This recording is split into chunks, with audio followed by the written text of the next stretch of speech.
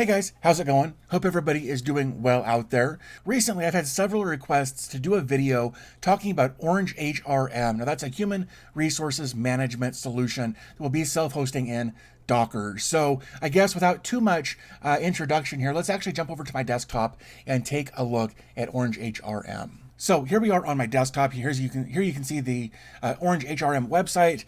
They really do stick with the orange theme there. So basically, I will have a link to this in the description down below. But basically, this will be good information about what you can do with OrangeHRM. There are resources. There's a blog. There's all kinds of stuff in here to get more information about what you can do with OrangeHRM.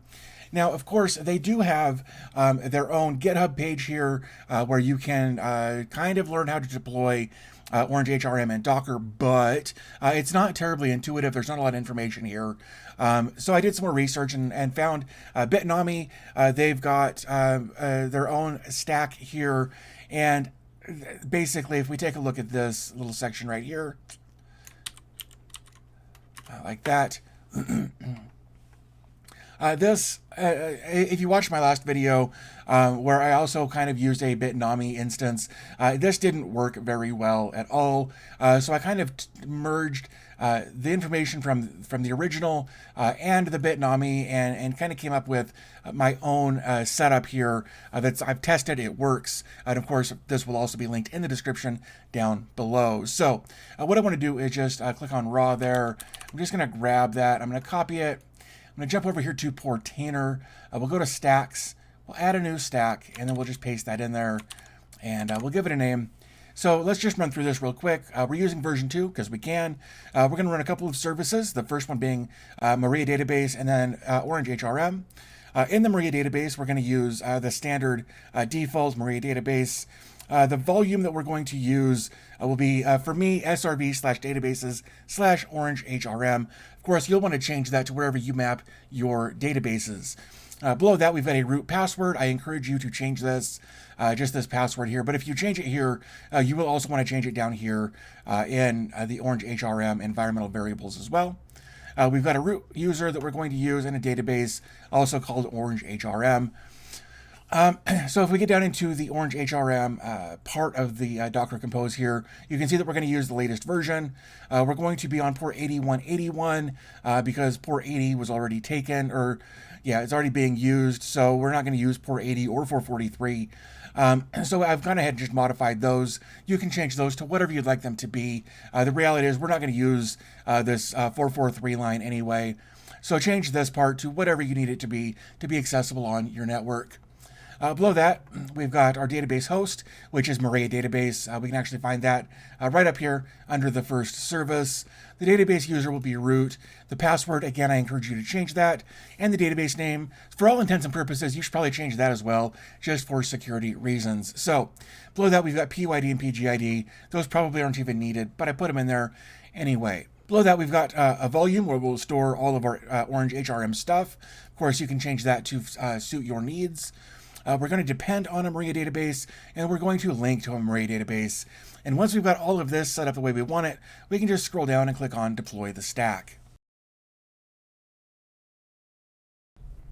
Okay, so here we are a couple of minutes later. We can see that OrangeHRM has deployed. So let's go ahead and take a look here. Let's take a look at the logs on both of these. So we've got Apache D foreground. That's actually pretty good. We're looking to see that. This looks good. There's no errors or anything in there. So what we can do is come over to here and click on 8181. And here we go. So now we're in the setup for OrangeHRM. So we'll go ahead and click on Next. And of course, you'll want to read through this, make sure you agree with everything, and then click Accept.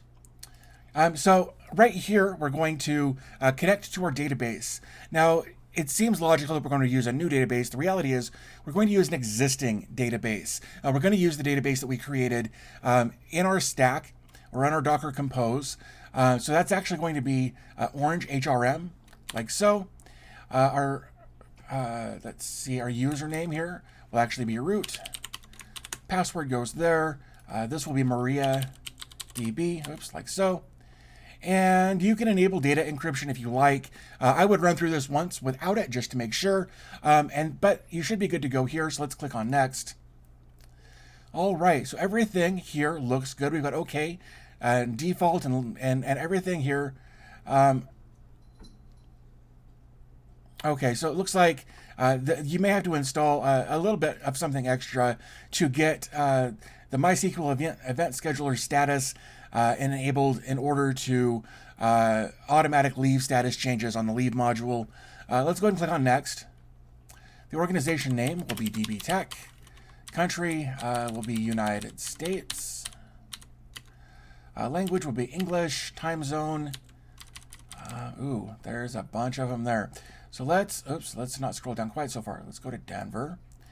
And we'll put in my name and my email address. And like so, and we'll put in a password. And we'll click Next. All right, so now this is just saying, hey, are you sure? Yep, let's do that. So database creation was already done. Now this part will take a few minutes to go through everything, but as it goes, these will switch from pending to done, and then once it's done, it'll actually take us to a spot where I believe we can log in. Hey, look at that. It's actually going pretty quickly there.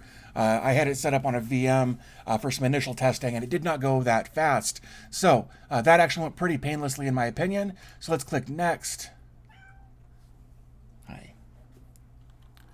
And here we go. It actually even pre-populated our username and password. Sorry, I've got a kitten who really wants my attention here. Oh, come here, baby. Oh, hi. There's Anubis. There's my kitty. Yeah, no, you're going to be a famous kitty. But go play. All right. So that was Anubis. Anywho, so here we are. We're logged in. Or we're going to log in by just clicking the login button there. And here we go. Now we're able to go in and do whatever you want to do with OrangeHRM. Of course, if you wanted to, you could make this accessible from the internet. So let's actually take a quick look at how to go about doing that. So what we're going to do, I'm going to go over here to CloudFlare. I'm going to add a record. I'm going to create a Cname record because I'm going to point it to the same IP address as this A record right here. So I'm just going to call this HR. My target will be @ and here you can see that that will be my, my URL right there. So I'll copy that. We want this to be DNS only, and I'll click Save. And then we'll come over to NGINX Proxy Manager, and we'll add a proxy host. We'll put that in, and then we'll put in 192.168.68.96. Oops, 96.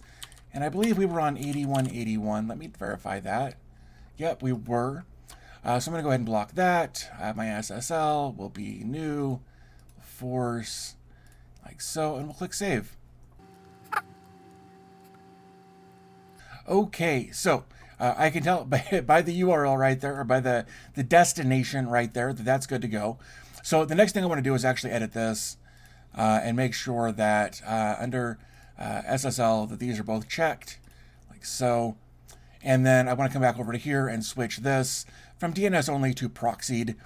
And then we'll come back over to here and we'll click on that. And there we go. So now I can log in.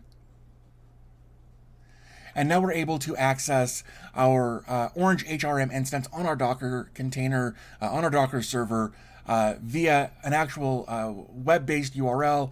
We come up here and take a look at the certificate. We can see that that's through Cloudflare. It's good for another year. So at that point, we're good to go. So there you go. There's how to set up OrangeHRM for all of your human resources needs. Of course, this is in Docker. We used Portainer just to make it a little easier. And of course, then we used Cloudflare and NGINX Proxy Manager to make it accessible from the internet. So hopefully you found this video helpful. And if you did, it would mean a lot to me if you gave it a thumbs up. It really does help more than you might realize. Also, if you enjoy this kind of content, get subscribed. I try to release 2 to 3 videos a week talking about this kind of stuff, and every once in a while I'll throw in something a little different, but mostly we focus on talking about Docker, home servers, home networking, that sort of thing on this channel. So if you're interested in that, definitely get subscribed. Also, like I mentioned, all of this will be available in the description down below where you can check all of that out. And of course, there are some links down there where you can either become a channel member or become a patron. I want to give a big shout out to both my channel members and my patrons. Thank you guys for helping support the channel. I really do appreciate it. But I think with all of that being said, I'm going to go ahead and wrap things up here. As always, thanks for your time. I always appreciate your support. And I'll talk to you in the next video.